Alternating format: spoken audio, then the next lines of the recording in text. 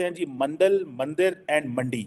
इसने इंडिया के अंदर जो है वो बड़ा रोल प्ले किया इंडियन पॉलिटिक्स को चेंज करने में, जिसमें मंडल कमीशन की रिपोर्ट है जो क्या कहता है जी जो ओबीसीज थी, जिसे हम बोलते हैं अदर बैकवर्ड क्लासेस जो थी, उनको भी वोटिंग का हक दिया गया। फिर पाकिस्तान के इंटरनेशनल रिलेशन है जो बाकी कंट्रीज के साथ है, और जो हमारे गल्फ के साथ जो इंटरनेशनल रिलेशन थे, जो यानी कि माजी में जो थे, वो उस तरह नहीं इस वक्त मेरा ख्याल है कि वो कंटिन्यू है। ऑन दी अदर हैंड जो पाकिस्तानी पार्टीज का सिस्टम अगर आप देखें तो वो मिलिट्री एस्टैब्लिशमेंट का वो बताते हैं कि किस तरह उनका रोल रहा, और वो शुरू हो जाते हैं 1963 से। नेशनल पीपल्स पार्टी बनी, फिर एमक्यूएम बनाई, फिर पीएमएल जुनेजो बनाई, इस्लामी जमहूरी इत्तेहाद बनाया। वो फॉरेन अफेयर्स को जैसे देखा जाता है इंटरनेशनली, उन्होंने इस चीज़ को नहीं किया। और अगर आप जहाँ पे बात करें इंडिया के साथ कंपैरिजन करें पाकिस्तान का सफारती लिहाज से, तो इंडिया बहुत आगे हमसे। वो हर सतह पे, वो सफारती लिहाज हो चाहे वो मैशत के लिहाज से, वो हमसे बहुत ज़्यादा आगे है। वो आजम जेल में है, एक जेल से निकला है और एक का सिर्फ लास्ट नेम जो है वो उसके क्रेडेंशियल्स है। एक इंटरनेशनल मीडिया ने ये कहा है कि पाकिस्तान का इलेक्शन इंपॉर्टेंट क्यों है। एक तो उसके पास एटॉमिक पावर है। नमस्कार दोस्तों, आपको पता ही है भारत में इस साल इलेक्शन होने वाले हैं। वहीं जो पाकिस्तान में है वहाँ पर भी इलेक्शन होने वाले हैं, पर पाकिस्तान में पहले से डिसाइड हो चुका है कि वहाँ का प्राइम मिनिस्टर कौन होने वाला है। वो है नवाज शरीफ, क्योंकि पाकिस्तान में सेना राज करती है और जो प्रधानमंत्री बनते हैं उनकी ज्यादा वैल्यू नहीं होती है, ज्यादा से ज्यादा पावर सेना के हाथ में होती है। आप देखिए पाकिस्तानी क्या कह रहे हैं इस पर। जिसमें जो रीजनल पार्टीज थी इंडिया के अंदर वो मेन स्ट्रीम हो गई, और कांग्रेस की जो मोनोपोली है वो स्टेट लेवल पॉलिटिक्स पे टूट गई। और साथ में वो कहते हैं कि एक थर्ड पार्टी जो सिस्टम है वो भी आया, और वो 1989 से 2014 के दरमियान आया। ये तार सा बड़ा इंपॉर्टेंट है। वो तीन चीज़ों का जिक्र करते हैं। वो कहते हैं जी मंडल, मंदिर एंड मंडी। इसने इंडिया के अंदर जो है वो बड़ा रोल प्ले किया इंडियन पॉलिटिक्स को चेंज करने में, जिसमें मंडल कमीशन की रिपोर्ट है जो क्या कहता है जी जो ओबीसीज थी, जिसे हम बोलते हैं अदर बैकवर्ड क्लासेस जो थी, उनको भी वोटिंग का हक दिया गया। फिर मंदिर जो था, जब 1992 में जो बाबरी मस्जिद हुई का वाकया हुआ, तो जो राम जन्मभूमि का जो राइट्स हुए और बीजेपी का वहां पर राइज हुआ। और फिर वो कहते हैं 1991 में जो इंडिया के अंदर लिबरलाइजेशन हुई, तारड़ साहब, लिबरलाइजेशन ऑफ इकोनॉमी हुई, तो उसने बेसिकली नेशनल बुर्जुआजीज पैदा की है, मतलब इंडिया को एक ग्लोबल मार्केट बन गया। और चौथी चीज वो तारड़ साहब कह रहे हैं कि वो नरेंद्र मोदी पे आते हैं। वो कहते हैं फोर्थ पार्टी सिस्टम है ये, जिसमें वो कहते हैं कि ये जो 2014 के बाद है, इसको वो बोलते हैं सिस्टम डिफाइनिंग पार्टी है। ये भारत का जो सिस्टम है उसको डिफाइन करने जा रही है।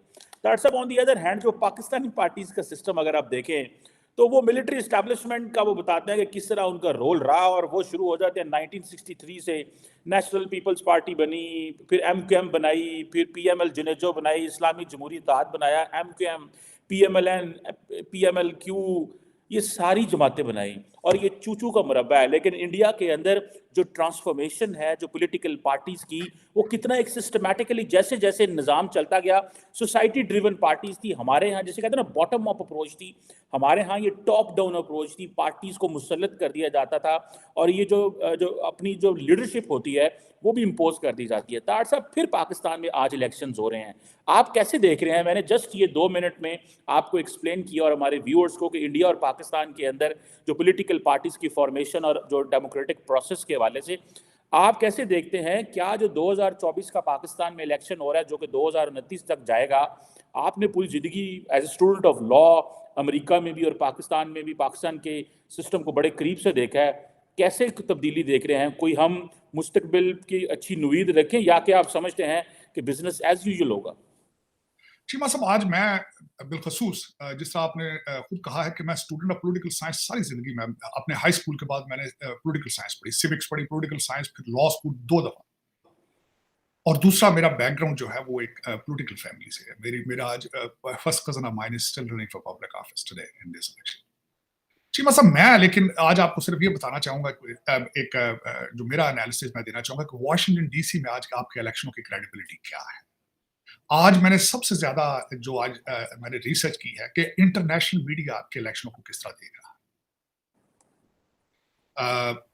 एक इंटरनेशनल मीडिया ने कहा है कि एक वजीर आजम जेल में है, एक जेल से निकला है और एक का सिर्फ लास्ट नेम जो है वो उसके क्रेडेंशियल्स है। एक इंटरनेशनल मीडिया ने कहा। एक इंटरनेशनल मीडिया ने ये कहा है कि पाकिस्तान का इलेक्शन इंपॉर्टेंट क्यों है, एक तो उसके पास एटॉमिक पावर है, दूसरा उसके बॉर्डर्स हैं दूसरे मुल्कों के साथ, और फिर वो दूसरे मुल्कों के साथ हमेशा हालते जंग में है, इसलिए इंटरनेशनल कंसर्न, ये उन्होंने कहा। अब मैं थोड़ा सा रीबट करूंगा, ये जो आपने इसका इब्तदाइया बनाया है, इसका मैं रीबट ये करूंगा, हमारी पॉलिटिकल नशोनुमा के हालात क्या है। पाकिस्तान 76 सालों में से आधे साल तो निकाल दें जो डिक्टेटरशिप में, वो तो निकाल दें आप उसको, फिर उस हर डिक्टेटर ने सियासत के साथ, जमहूरियत के साथ तजर्बे किए। अब मैं तजर्बे बताता हूं। हर डिक्टेटर ने आके सियासतदान बनने की कोशिश की, इंक्लूडिंग अयूब खान। मैंने पिछले सेगमेंट में अर्ज किया था कि मैं प्रूव कर सकता हूं कि अयूब खान भी आज जिंदा है, जस्टिस मुनीर भी आज जिंदा है, गुलाम अहमद गवर्नर जनरल था वो भी आज जिंदा है, सिकंदर मिर्जा भी जिंदा है, क्योंकि ये पाकिस्तान की तबाही की फाउंडेशन इन लोगों ने रखी थी। और अगर लोग जिंदा हैं तो फिर आप इलेक्शन से किस तरह चाहते हैं कि इलेक्शन आपकी किस्मत बदल देगा। फिर मैं आज आपको बताना चाहूंगा कि आज यहाँ पे एशिया डेस्क के जो इंचार्ज हैं, आपके दोस्त हैं, क्रैगमैन, क्या उनका नाम, माइकल क्रूक, उन्होंने जो आज पाकिस्तान की तस्वीर बनाई है, और एक इलेक्शन ऐसा हो रहा है पाकिस्तान जो इलेक्शन होने से पहले ही अपनी क्रेडिबिलिटी लूज कर चुका है इंटरनेशनल इदारों की नजर में। फिर स्टेट डिपार्टमेंट ने भी कल थोड़ा सा, पाकिस्तान के इंटरनेशनल रिलेशन है जो बाकी कंट्रीज़ के साथ है, और जो हमारे गल्फ़ के साथ जो इंटरनेशनल रिलेशन थे, जो यानी कि माजी में जो थे, वो उस तरह नहीं इस वक्त मेरा ख्याल है कि वो कंटिन्यू है। क्योंकि माजी में पाकिस्तान के रिलेशन बहुत अच्छे थे गल्फ़ के साथ, जिसमें सऊदीया था, यूएई था, और बाकी जो अदर जो गल्फ़ कंट्री था सबके साथ। लेकिन बदकिस्मती से पाकिस्तान अपने क्राइसिस के उस दौर से गुजर है जिसके अंदर उसके जितने भी इंटरनेशनल जो उसके रिलेशन है, जो आप कह लें कि जो सफ़ीर हैं, उनकी भी आप कह सकते हैं कि एक नाकस जो है कारकर्दगी है कि वो अपने जो रिलेशन है वो बिल्ड नहीं कर सके। जो बाकी एज एम्बेसी जैसे वो फॉरेन अफेयर्स को जैसे देखा जाता है इंटरनेशनली, उन्होंने इस चीज़ को नहीं किया। और अगर आप जहाँ पे बात करें इंडिया के साथ कंपैरिजन करें पाकिस्तान का सफारती लिहाज से, तो इंडिया बहुत आगे हमसे, वो हर सतह पे, वो सफारती लिहाज हो चाहे वो मैशत के लिहाज से, वो हमसे बहुत ज़्यादा आगे है। वो हर चीज़ में पार्टिसिपेट करता है, वो बैक वक्त सिर्फ एक काम करता है, वो कभी अपनी इंटरनली पॉलिटिक्स को इंटरनेशनल अफेयर्स में इन्वॉल्व नहीं करता, ये इंटरनेशनल अफेयर्स को रख के अपनी इंटरनल पॉलिटिक्स को ख़राब नहीं करता। जब सर ये बात हम भी मानते हैं कि इंडिया अपनी फॉरेन पॉलिसी में बहुत ज़्यादा आगे निकल चुका है, हर मुल्क के साथ खुद कफील है, सबसे बड़ी बात यह, पाकिस्तान खुद कफील नहीं है।